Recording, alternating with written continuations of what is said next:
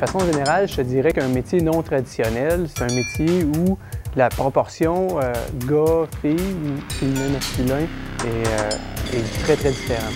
De façon générale, on peut dire que lorsqu'il y a 33% au moins d'hommes ou de femmes représentés dans un métier, il s'agit d'un métier non traditionnel. Si on regarde au niveau des diplômes d'études professionnelles, on a juste à penser à la mécanique automobile ou à l'esthétique, la coiffure, qui sont tous des métiers non traditionnels. Au niveau collégial, tu vas avoir des techniques d'éducation à l'enfance où on retrouve une forte proportion de filles qui vont étudier là-dedans. À l'université, facilement, il vient en tête là, tout ce qui est le domaine du génie, génie mécanique, génie industriel, génie chimique, où là, c'est une forte proportion de garçons qui s'en vont étudier dans ce domaine-là. Évidemment, il y a des métiers non traditionnels à tous les niveaux d'études. Des préjugés, je pense qu'il y en a encore beaucoup, malheureusement. C'est surtout la faiblesse chez les filles, mettons, pour faire un travail de construction. Les gars pensent que les filles sont pas assez fortes pour faire ça. Ce serait bien qu'ils explorent plus pour voir ce qu'il y a. T'sais, on dit des fois, mettons, coiffure, c'est juste pour les filles, mais je connais des gars qui font ça puis qui aiment ce qu'ils font. C'est sûr que des fois, il y en a qui peuvent se faire insulter, comme une fille qui travaille en construction, puis mince comme un pic, je la verrais pas, mettons, lever un gros morceau de bois ou des affaires de même, c'est dur pour elle, mais il y en a qui peuvent dire « Ah, non, t'es trop petite, t'es trop faible » ou de quoi du genre, mais quand tu veux, tu veux. En passant, tout en t'amusant, une bonne partie de Parcours Extrême te permettra de te familiariser avec le marché du travail, de mieux connaître la réalité des métiers non traditionnels, mais aussi d'identifier les préjugés pour t'aider à les combattre. Tout est une question d'attitude. Comment tu es dans ton milieu. Moi, je dis que même si tu es toute petite puis que tu veux faire un métier de construction, ça dépend toujours de l'attitude que tu as. Si tu te fies toujours aux autres pour qu'ils fassent ce que tu as à faire, ça passera pas. Mais si tu es une personne qui fonce puis que tu dis, gars, je suis capable, si je m'en vais dans ce milieu-là, c'est que tu as évalué que tu étais capable de le faire et que tu aimerais faire ça. Alors là, tu dis, go, j'y vais, puis tu as l'attitude qui va avec. Aujourd'hui, les usines sont équipées pour lever les poids. Même les hommes ne veulent même plus lever des poids. Donc, la condition physique est moins importante en usine. Sur la construction, peut-être que là, elle est plus importante parce que c'est plus physique, mais en usine, il n'y a aucun problème pour les femmes. Il y a des systèmes de levée, puis personne force. Je pense qu'il ne faut pas laisser les préjugés être un obstacle véritable, puis il ne faut pas que ça nous empêche d'aller vers ce qu'on a envie de faire. De toute façon, dans la vie, là, on va toujours rencontrer des gens qui vont être d'accord ou qui ne le seront pas, qui vont trouver que c'est une bonne idée ou que ça n'en est pas une.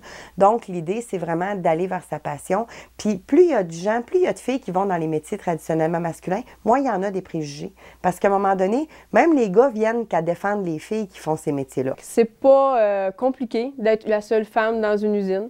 Oui, une femme sur 100 gars, sur 60 gars, mais les gars sont gentils. Puis c'est une minorité qui vont nous agacer. Ils aiment bien ça, agacer les femmes, puis c'est drôle, puis c'est correct, mais c'est comme des collègues à l'école. Les garçons agacent les filles, puis les filles répliquent, puis c'est du pareil. On fait juste s'imaginer un groupe de femmes d'un bureau, puis que, oups, il y a un nouveau comptable qui rentre dans la gang, c'est un garçon. Les filles vont tout dire « Ah, as-tu vu le petit nouveau comptable? » Puis lui, il va se faire agacer, taquiner, parce que les filles vont l'agacer, vont le taquiner, puis lui, il va répliquer probablement aussi. Mais ça va devenir une chimie que ça va juste être le contraire. C'est lui qui va se faire taquiner au lieu que ce soit la fille qui se fait taquiner. Quand une fille ou un garçon choisit d'aller dans un métier traditionnellement masculin ou féminin, je pense qu'il faut qu'il soit prêt à prendre sa place. Les jeunes entre eux aussi, ils ont un rôle de se ramener à l'ordre puis de se dire que ben c'est pas parce que tu es une fille que tu peux pas faire ça ou c'est pas parce que tu es un gars que tu peux pas faire ça non plus. Donc je pense que tout le monde a un petit peu à retenir ses préjugés puis à permettre à chacun de faire ce qu'il a envie de faire dans sa vie. Je suis capable de voir une fille conduire un camion, je suis capable de voir une fille clouer un clou, je suis capable de l'avoir levé des 2x4. Elle peut tout faire ce qu'un gars fait, selon moi. J'aurais aucun aucune inquiétude à ce qu'un de mes enfants exerce un métier non traditionnel. D'ailleurs, mon garçon s'en va dans un métier traditionnellement féminin, ce dont je suis très fière. Bien, je pense que les gars ont un peu peur aussi d'aller explorer ça parce que justement, les préjugés font en sorte que les gars ont l'air efféminés quand ils vont voir des métiers stylistes, coiffeurs, décorateurs, peu importe. Ils ont peur des préjugés, selon moi. Genre, ils ont pas le goût d'aller là-dedans parce que leurs amis ou peu importe pourraient les écœurer un peu, là. S'il y a quelque chose qui t'intéresse, que tu sois un gars ou que tu sois une fille, faut pas que tu t'empêches d'y aller. Faut que tu oses. Puis je pense que nous, les parents, on a un petit peu notre rôle à jouer là-dedans. Puis je pense que les jeunes, ils devraient plus parler à leurs parents puis ouvrir sur ce qu'ils ont envie de faire dans la vie. Puis nous, les parents, notre rôle, c'est un peu de les accompagner puis d'aller voir avec eux qu'est-ce qui peut s'offrir là-dedans. C'est le fun de se faire encourager des fois pour aller voir d'autres choses. Ça prend ça, des fois, se faire aider pour aller voir vers d'autres choses, vers d'autres métiers. Comme ça t'aide à explorer. Il faut foncer. Faut pas s'arrêter à des préjugés ou à des amis qui diraient « Ah, oh, vas-y pas, moi je fais ce cours-là, viens avec moi. » Non, fais ce que tu as envie de faire. Vas-y. Laisse personne t'influencer. Si tu as envie d'explorer, vas-y, c'est la meilleure chose qui peut t'arriver.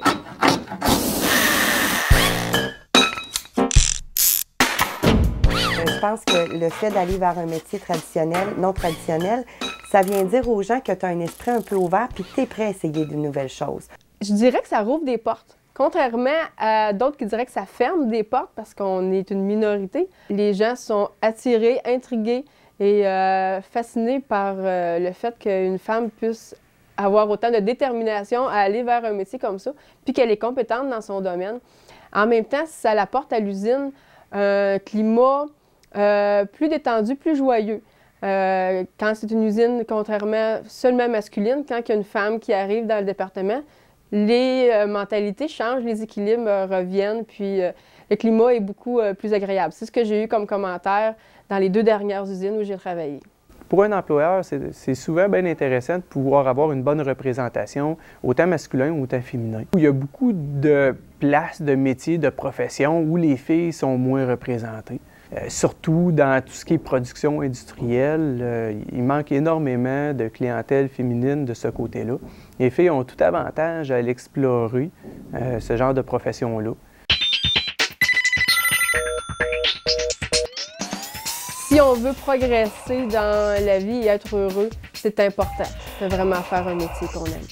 C'est pour ça que c'est important d'aller faire de l'exploration.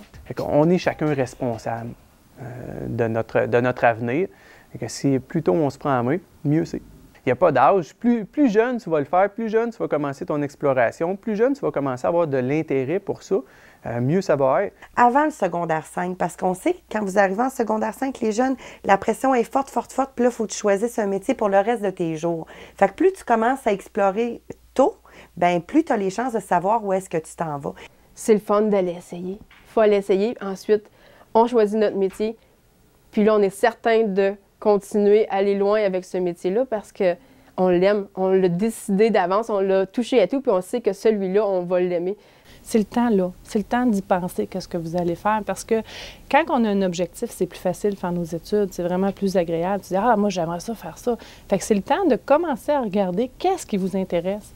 Quand on a un objectif, hein, quand on veut, je sais pas moi, on est une gang au soccer, puis on veut gagner, bon, on met les efforts pour.